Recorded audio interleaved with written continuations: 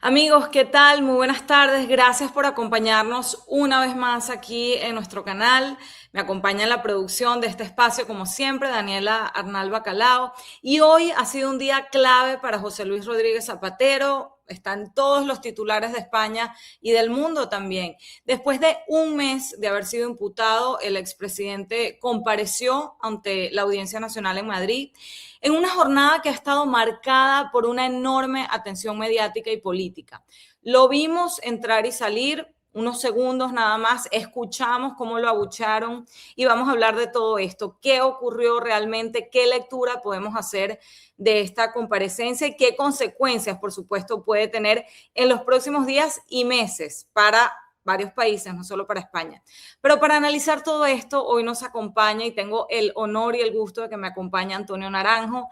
Él es periodista, analista político y una de las voces más conocidas del comentario político español, un conocidísimo tertuliano. Así que, Antonio, muchísimas gracias por acompañarnos el día de hoy. Es un placer tenerte aquí en nuestro espacio para hablar de este tema que, la verdad, tiene a Venezuela revolucionada y me imagino que a España también. Muchísimas gracias por Sí, estar aquí. no, un placer, María Alesia.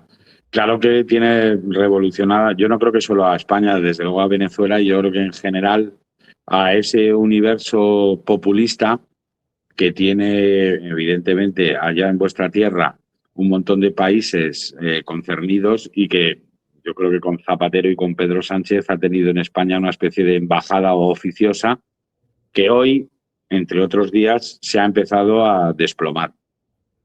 Sí, la verdad, eso parece, ¿no? Y desde hace un mes no sabemos si qué tanto la gente le va a creer a él. Él hoy ya emitió un comunicado, pero luego de estas 4 horas, casi 4 horas de audiencia, vemos que el gran titular, Antonio, es el silencio de Zapatero ante el fiscal anticorrupción.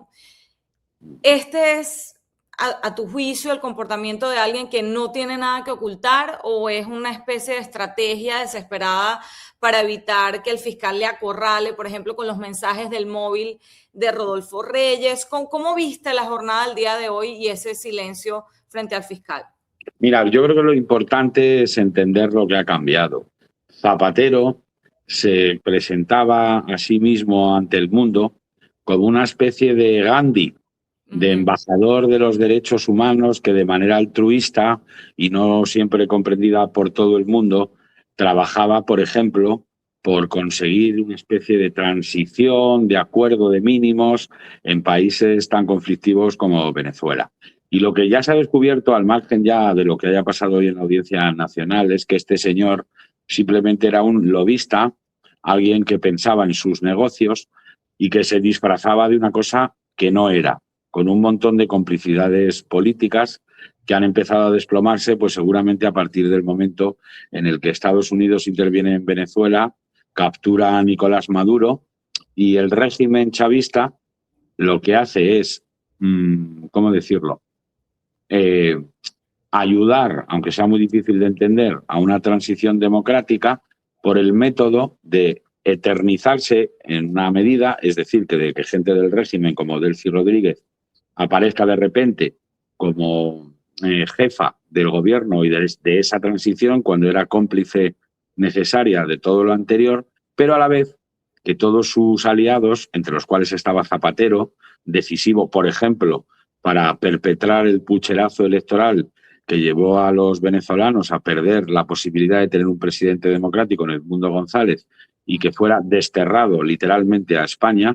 Bueno, en todo eso estuvo Zapatero y estuvo Pedro Sánchez y todo eso, en el momento en el que se captura a Maduro, empieza a caerse. En el viaje, además, aparecen las compensaciones, insisto, de una persona que hablaba de sí misma como si fuese una especie de apóstol del progresismo internacional, y lo que la gente ha descubierto, a mí no me resulta ninguna sorpresa, es que en realidad hacía de blanqueador de regímenes totalitarios y a la vez se lucraba de una manera enorme con ello, con la complicidad de un presidente, Pedro Sánchez, en España, que en realidad ha intentado jugar la misma baza, convertirse en icono internacional del progresismo y de némesis antagonista de Donald Trump como jefe de la Internacional Socialista. Todo eso se ha caído.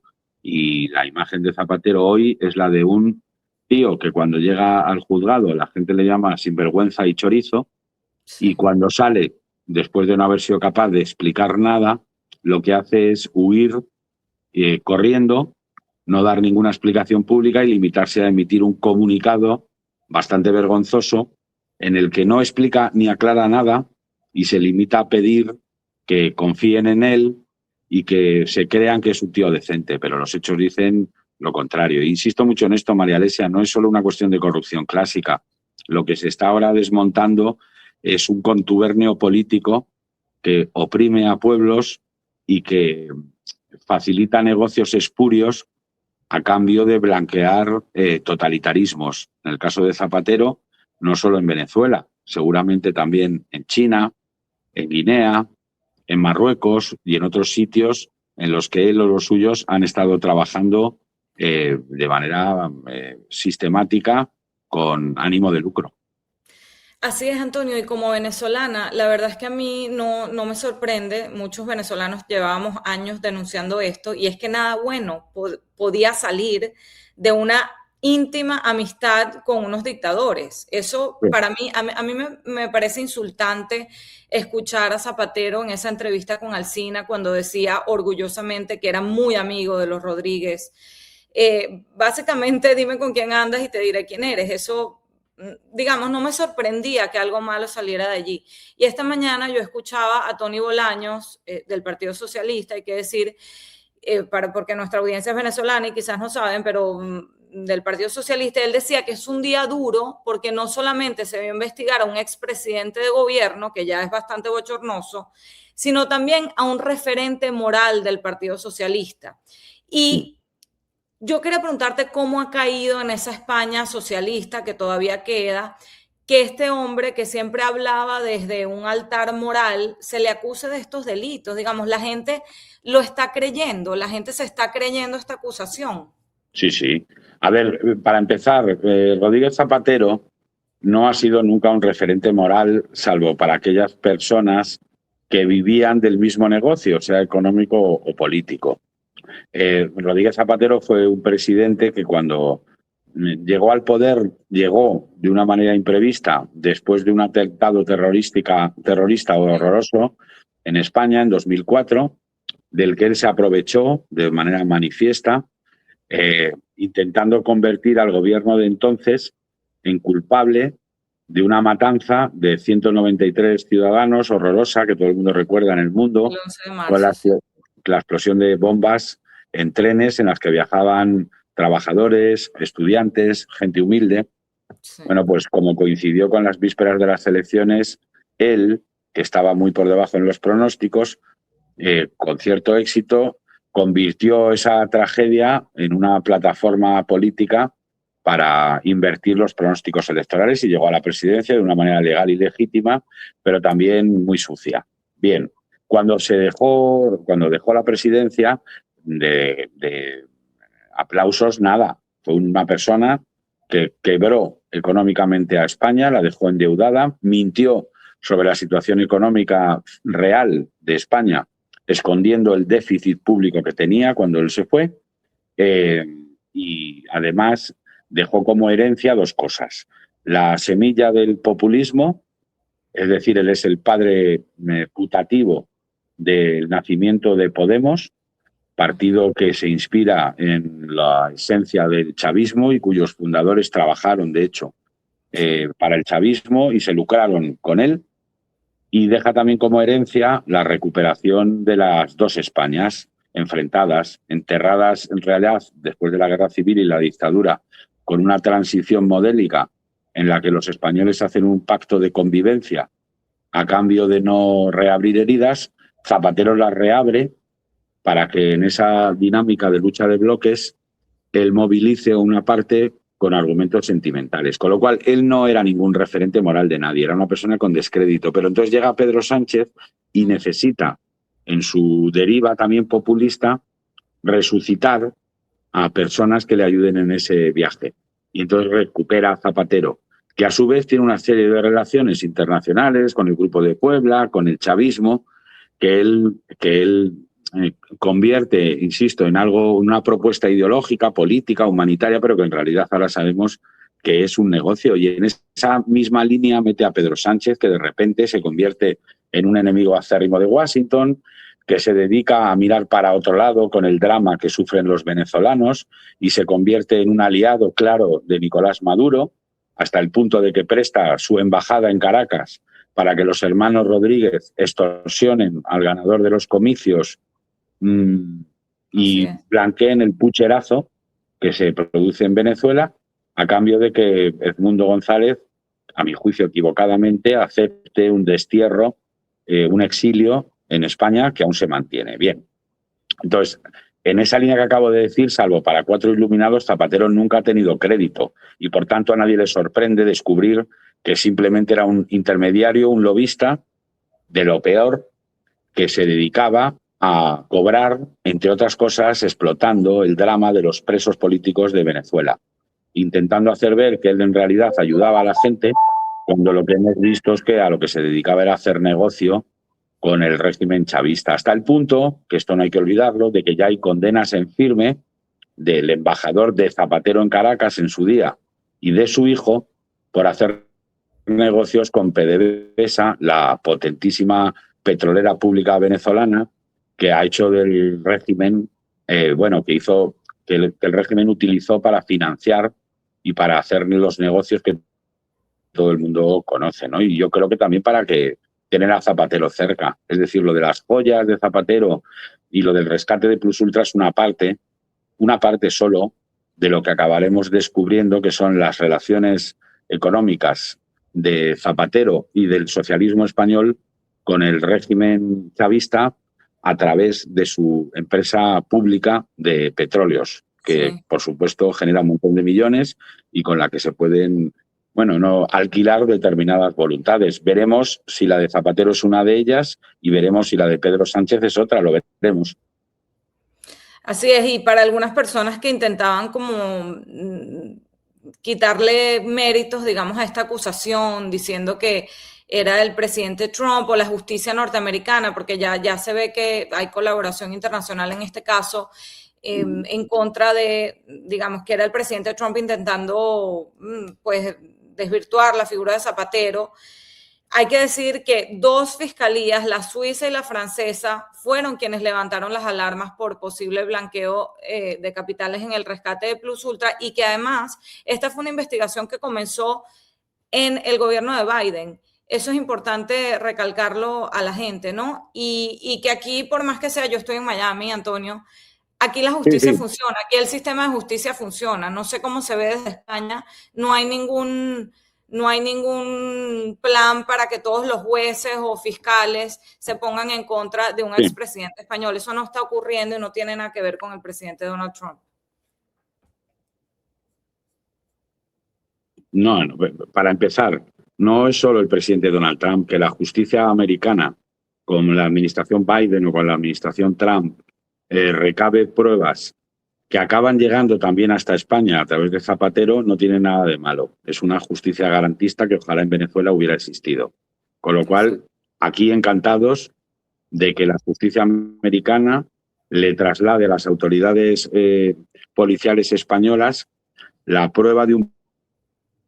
Después de lo que hemos estado hablando, lo que queda es que hoy el expresidente del gobierno, José Luis Rodríguez Zapatero, ha adoptado una posición legal que es más típica de un capo de la mafia que de un político decente que se siente inocente y que intenta demostrarlo. Y es la siguiente.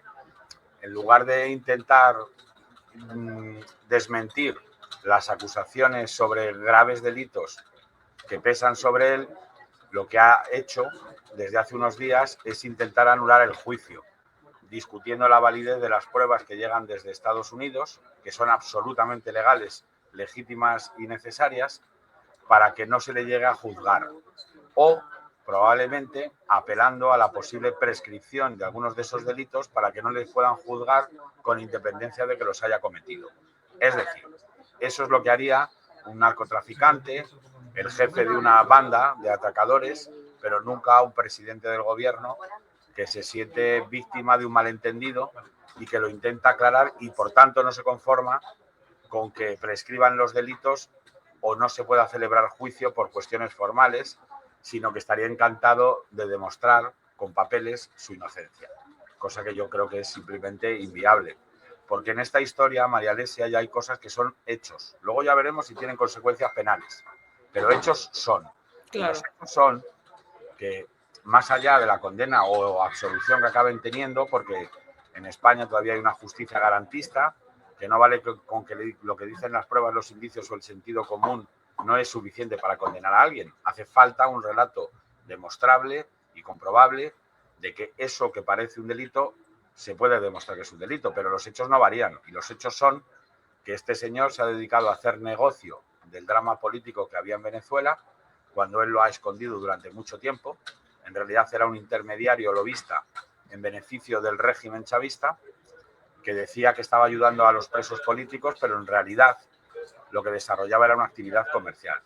Los hechos son que una empresa sin trabajadores y sin reputación es elegida por una aerolínea hispano-venezolana como Plus Ultra, que no tiene aviones propios, que es irrelevante en cuestiones de clientela, que no tiene viajeros, pero que tiene buenas relaciones políticas a través de Zapatero. Bueno, pues una empresa es elegida para dedicarse a intentar conseguir un rescate con dinero público en España. Y esa empresa, que no tenía, insisto, trayectoria, ni trabajadores, ni nada, curiosamente dedica todo el dinero que cobra de Plus Ultra a contratar y pagar a Zapatero y a sus hijas, dicen que por unos informes de geopolítica internacional que no se cree nadie. En realidad, lo que todo el mundo sospecha, incluyéndome a mí, es que Zapatero utiliza sus relaciones con el gobierno de España para desbloquear un rescate con 53 millones de dinero público que la aerolínea Plus Ultra necesitaba, que no merecía, y después lo camuflan con un testaferro, que es esta empresa irrelevante, que dedica lo que ha ganado a subcontratar a su vez a Zapatero, disimulando con otros trabajos que en realidad o no ha hecho o no son necesarios, ¿no? Con un agravante que me parece muy importante para los venezolanos, y es que tú lo decías al principio de la charla, María Alesia, no es solamente España, son las justicias, las fiscalías de Suiza y de Francia las que detectan algo que acaba llegando a España, y es lo siguiente, y es que en Venezuela hay gente que ha hecho desaparecer dinero de las partidas económicas dedicadas a cuestiones humanitarias, incluso alimento de la población. Ese dinero desaparece y parece ser, y esa es la sospecha, que se intenta compensar sacando dinero del gobierno de España para que los que habían hecho ese desfalco lo disimulen con esas partidas que justifican con el rescate de una aerolínea que, insisto, no tenía ninguna relevancia. Es decir, es repugnante. Pero eso es la punta del iceberg. Lo que hay que ver realmente ahora es cuál es la dimensión de las relaciones de Zapatero con el régimen chavista y en concreto con la petrolera pública PDVSA. Que hay que recordar que al margen del juicio de Zapatero hay otra causa en la Audiencia Nacional de Madrid en la que un miembro de esa trama, ahora arrepentido, que es Víctor de Aldama, asegura y lleva un sobre con las supuestas pruebas que en realidad Zapatero lo que hacía era, en connivencia con Nicolás Maduro y con Delcy Rodríguez, utilizar la capacidad de producción de petróleo, de barriles de petróleo de Venezuela, para financiar a la Internacional Socialista y al Partido Socialista, es decir, al propio Pedro Sánchez. Y que él, el señor Zapatero, era el comercial de ese régimen. Esto no está demostrado, pero lo que sí que creo que está demostrado es que el escándalo este excede del rescate de Plus Ultra y va a avanzar y crecer de una manera espectacular. Y también creo otra cosa, María Alesia, que es muy llamativa. Me llama la atención mucho que la caída de Zapatero, que yo creo que es un sinvergüenza, con balcones, es decir, categoría máxima, coincida con la detención primero de Nicolás Maduro Después la sumisión, que yo entiendo que para los venezolanos es dura, pero a lo mejor tiene sentido, la sumisión de Delcy Rodríguez a la Casa Blanca, y con lo que a mí me parece que ha empezado a ser el precio que América, Estados Unidos, le ha puesto a Delcy. Y es, ahora nos ayudas a poner a todos los socios de Nicolás Maduro en su sitio. A desmontar el régimen. Es decir, te salvamos a ti si nos ayudas a desmontar el régimen, y a lo mejor de esa manera nos evitamos una confrontación civil en Venezuela. Es decir, si el régimen ayuda a desmontar el régimen, quizás evite un choque, pero tiene un precio. Y el precio es Delcy, que es otra sinvergüenza. Nos ayudas a identificar. Yo creo que esto es así. Le pidieron cabezas, le están pidiendo cabezas. Claro, y coge al Maduro, a la mano derecha de Maduro, detenida hace un mes. Alex Saab. A Alex Saab y ahora a Zapatero. Es decir, yo tengo la sensación de que todo tiene una sincronización y que por eso esto no va a acabar. Que van a salir muchas más cosas de esas complicidades obscenas de políticos como Zapatero para perpetuar un régimen atroz con la población civil y con los derechos humanos en Venezuela. Así es. Antonio, quería preguntarte por el tema de las joyas, que para algunos quizás es accesorio, nunca mejor dicho, pero yo creo que no lo es muy significativo, ¿no? Quizás no lo más grave de la acusación, pero muy significativo en una persona que promovía y promulgaba tener poco y el socialismo y que la riqueza era mala. Además, ya sabemos que nos engañaron porque sale su portavoz unos días después de que incautan estas joyas a decir que valían 30,000, de 10,000 a 50,000 dólares o algo así, 30,000 euros, algo así, y ya se comprobó, ¿no?, que un perito experto confirma que estos materiales pueden tener un valor de 1.3 millones de euros, que puede ser una compra reciente en el mercado árabe.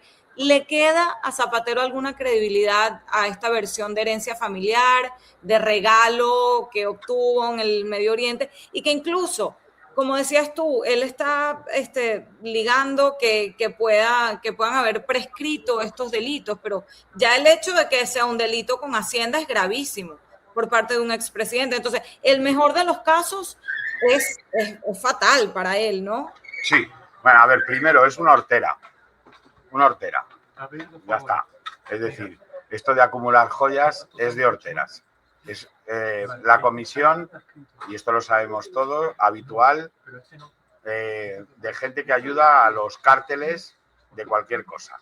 Te pago en joyas caras. No digo que sea el caso, pero que eso es lo habitual. Entonces, que un expresidente del gobierno tenga un ajuar de joyas carísimas guardado en una caja fuerte en la oficina que le pagan todos los españoles para que ejerza, no de comisionista, sino de expresidente del gobierno, ya es en sí mismo lamentable.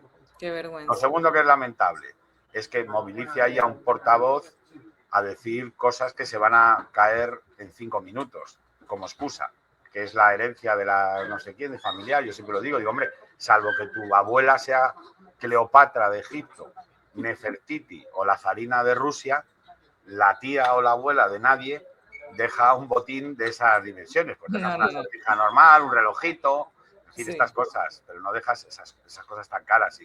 Y encima haces el ridículo porque una semana después de que des cifras y orígenes falsos, primero sale la valoración, que es mucho mayor, y segundo, cuando he ido hoy al juzgado, Zapatero no ha sido capaz de hablar de ello.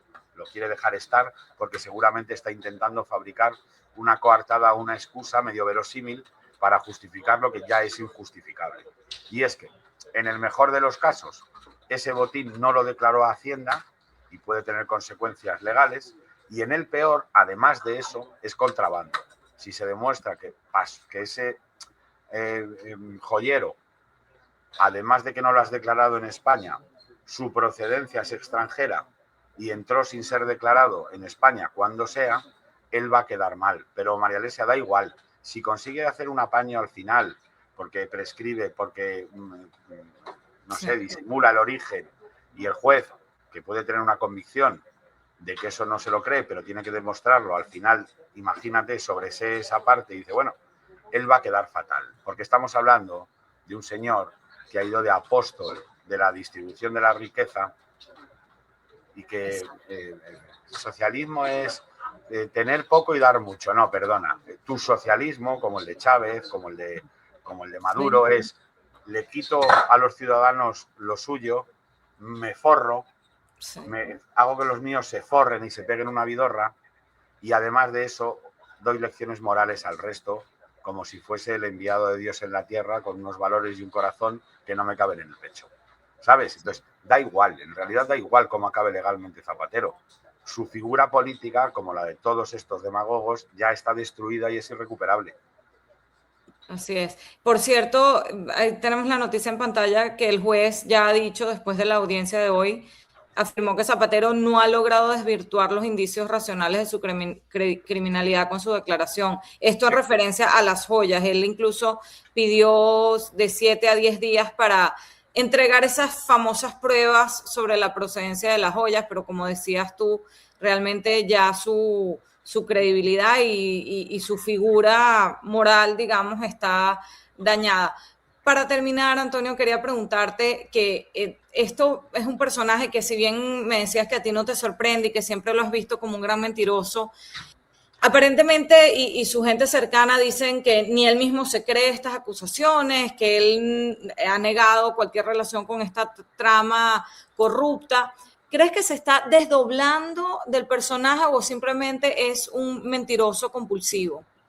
A ver, España está dominada por políticos, y me lo dicen todos los días muchos venezolanos exiliados, bueno, todos los días me lo dicen.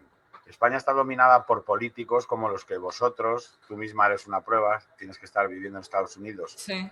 Bueno, pues, tantos como tú están viviendo en España. España tiene el mismo tipo de políticos que a vosotros os llevó a pasar de ser una nación próspera a ser una nación corrupta, empobrecida y masacrada en los derechos civiles más elementales. Nosotros tenemos exactamente eso, y los venezolanos siempre nos dicen, aquí pensábamos que eso era imposible y nos pasó. Lo que estamos viendo es un proceso muy parecido al que nosotros sufrimos. Bueno, pues creo que al menos todo esto ayuda a que la sociedad civil en España tenga claro que efectivamente nos puede pasar y esté muy activada para evitarlo. Entonces, esto no va solo de Zapatero, va del PSOE, va de Pedro Sánchez, que es un corrupto político de la mayor dimensión, que ha mirado para otro lado o se ha beneficiado siempre de estas andanzas de Zapatero y de otras muchas que en España todos los días están en portada, y que creo que va a seguir un destino muy parecido, que es el oprobio. Es decir, yo creo que Zapatero y Sánchez hay que tenerlo claro. O la democracia acaba con ellos o ellos van a acabar con la democracia. Sí. Y creo que en España no nos vamos a dejar que ganen ellos. Entonces...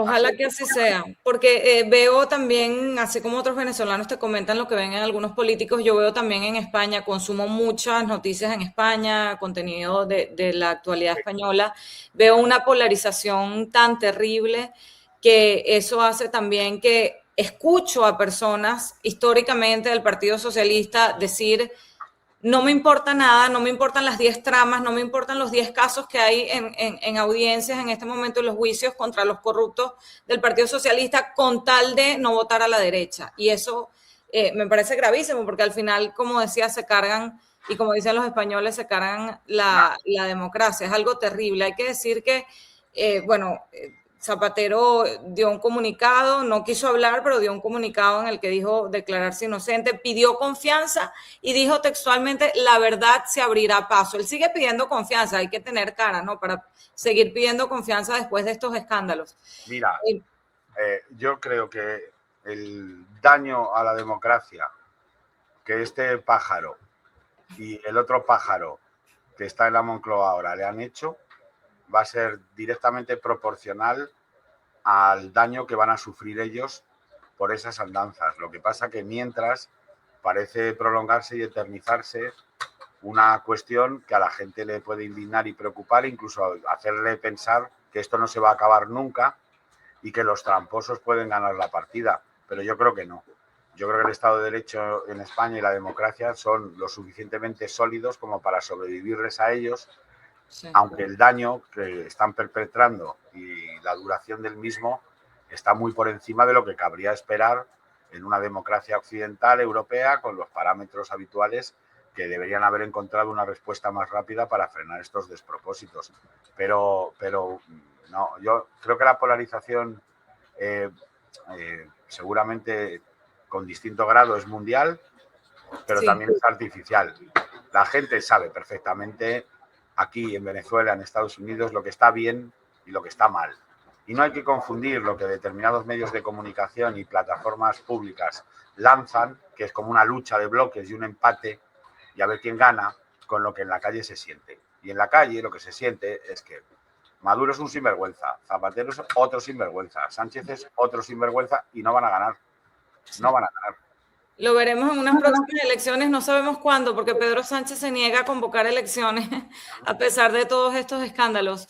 Antonio, ya para cerrar, y te prometo que no te quito más tiempo, dime. ¿Cómo ves que va a cerrar todo esto del juicio? ¿Qué posibilidades tiene él de salirse con la suya, al menos judicialmente? ¿Qué posibilidades ves con tantas pruebas, ¿no?, que se han presentado? Yo creo que es imposible que ni él ni ninguno de los gerifaltes socialistas escapen legalmente. Es más, creo que esto acabará con el propio presidente del gobierno actual en un banquillo. Pero también te digo, no es lo más importante. Lo más importante es quitarle la careta y intentar distinguir entre las responsabilidades políticas y las penales. Las penales llevan un procedimiento que es más largo porque tiene garantías. Aquí no se juzga a la gente por criterio ni por olfato. Eso tiene unas garantías de defensa también para los encausados que hay que respetar y que dilatan las decisiones. Aunque en próximos días veremos seguramente la primera condena al sanchismo, ¿no?, a la versión europea española del chavismo.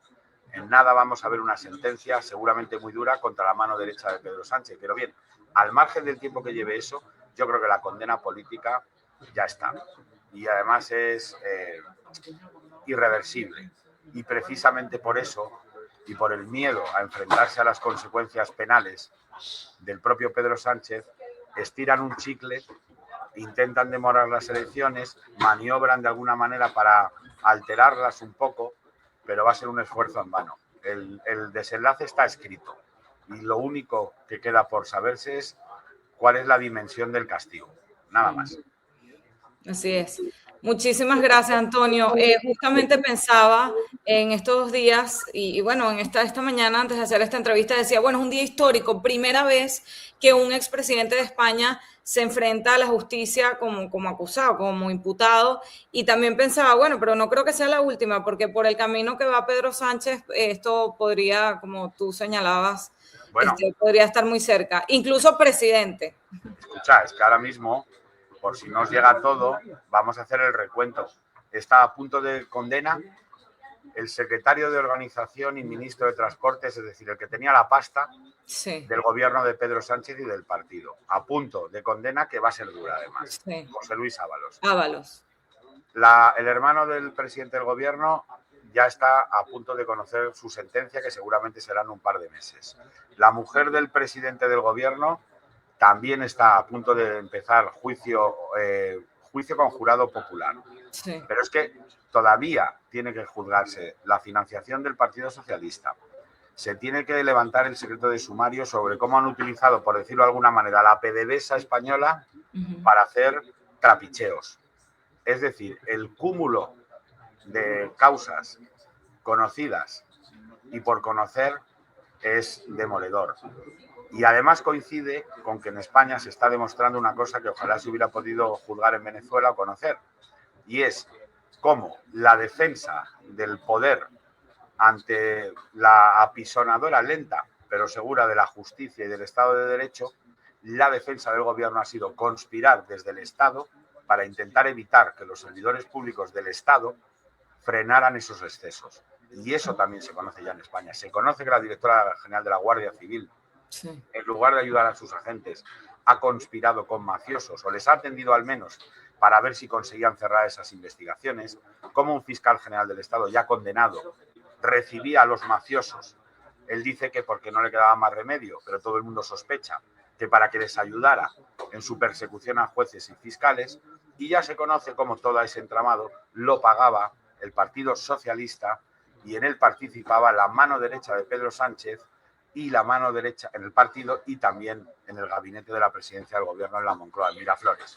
Es decir, esto acaba de empezar y va a acabar muy mal, afortunadamente, para todos ellos. Es vergonzoso. Antonio, no te quito más tiempo. Muchísimas gracias. Fue un honor tenerte aquí. Antonio Naranjo, periodista, analista político español. Gracias y bueno, espero que no sea la última. Un abrazo. Gracias. Ánimo, ánimo a Venezuela. Un beso. Seguro, muchas gracias. Un abrazo. Hasta luego.